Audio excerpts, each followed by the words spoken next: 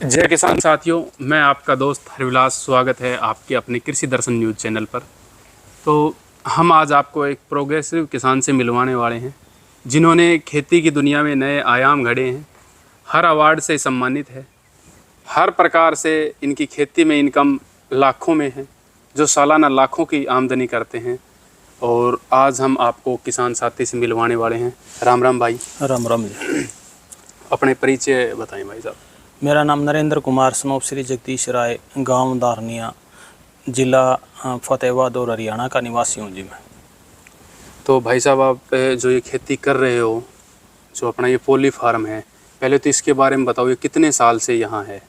ये जो poly house है ये हमारा 2012 के अंदर लगाया। अभी इसको 11 साल हो चुके हैं जी। 11 साल से मैं पोली हाउस में खेती कर रहा हूँ। क्या इस पोली हाउस में खाली नर्सरी लगाते हो या और भी खेती भी करते हो?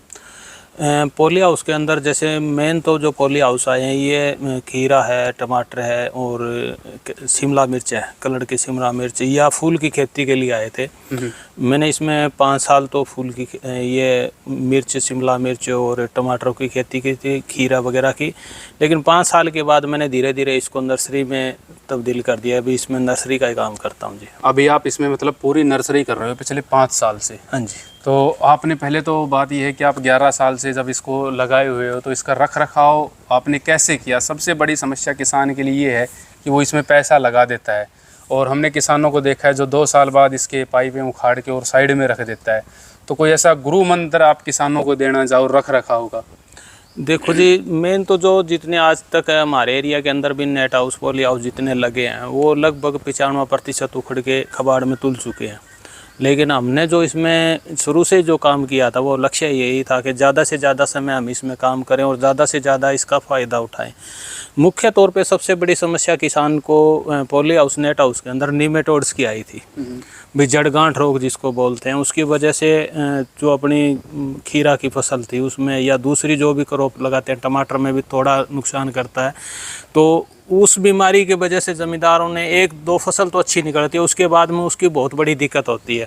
तो किसानों ने सही गाइड ना मिलने की वजह से उनमें ये सोचा कि ये तो पोली हाउस घाटे का सौदा है, क्योंकि उनको फसलें नहीं निकली। अगर उनका सही सोलराइजेशन करके, भूमि उपचार करके अगर वो खेती करते इसके अंदर, तो अपने को 100% ये फायदे का सौदा है, घाटे का नहीं है। अब आपसे एक सवाल और यहीं से निकल के आता है कि नीमाटोड की जो प्रॉब्लम पोली हाउस में आती है, इसका कोई आप इलाज बताना चाहो? जो पोली हाउस का जो किसान है जिसने पिछले साल लगाया या 2 साल हो गए और अब उसको नीमाटोड की प्रॉब्लम आ रही है, तो ऐसा कोई फॉर्मूला जो आप इस वीडियो के माध्यम से उस किसान साथी को बताना चाहो, ताकि उसका पोली फार्म भी आपकी तरह 10 साल चल सके और वो इस नुकसान से बच सके? तो कोई गुरु मंत्र नीमाटोड कंट्रोल करने का? देखो जी, नीमाटोड का जो शुरू के अंदर जो मेरा जिस स्ट्रक्चर लगा हुआ है, पोली हाउस लगा हुआ है, ये नीमाटोड का यूनिवर्सिटी में सबसे टॉप पर था। यानी सबसे ज़्यादा नीमाटोड थी ना, वो इसी एकड़ के अंदर थी। यहाँ तक कि जो नीमाटोड ग्रस्त खेत होता है उसके अंदर यही कहते हैं साइंटिस्ट, भाई इसके अंदर आप प्याज या लहसुन लगाओगे तो नीमाटोड नहीं आएगा।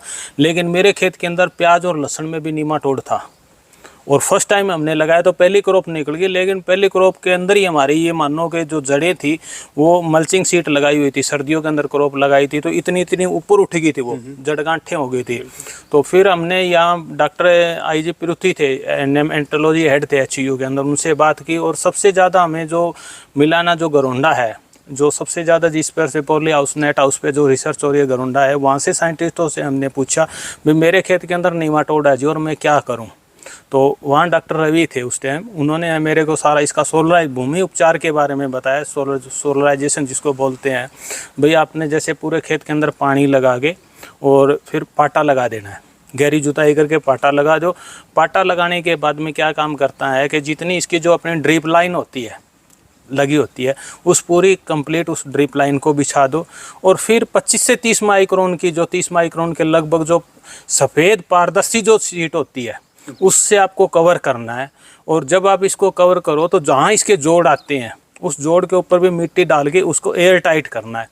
एयर टाइट करने के बाद में जो अपना मई और जून का होता है, जहाँ नीमाटोड की दिक्कत होती है वहाँ पे किसान को मई और जून में अगर आप उसका भूमि उपचार कर लोगे तो आपका पूरे 1 साल का वो इंश्योरेंस हो जाएगा कि 1 साल आपका नीमाटोड नहीं आएगा, चाहे आप कोई भी फसल लगाओ उसमें। तो उसके बाद में क्या काम करना है कि जैसे पूरी हीट होती है, जब अपने दिन का 40-45 के लगभग टेम्परेचर होता है, तो इस पॉली हाउस को पूरा कवर्ड कर लेना है, जितनी इसकी साइडें हैं उसको बंद कर दे। और दोपहर को 1 से लेकर 2 बजे के बीच में, या देख लिया 12 बजे पूरी हीट होगी, तो आपको 20 मिनट से लेकर आधा घंटा सिर्फ ड्रिप लाइन चलानी है, पूरे दिन नहीं चलानी। जब आप इसको 20 मिनट ड्रिप लाइन चलाओगे हर रोज़, और ये आपको सोलराइजेशन करना है 25 से 30 दिन, तो आपका जो नीमाटोड और फंगस के प्रति आपका जो पॉली हाउस है वो बिल्कुल सुरक्षित हो जाएगा। मतलब ये तो बिल्कुल फ्री ऑफ कॉस्ट ही हो गया, इसमें यानी आपकी मेहनत हाँ, है।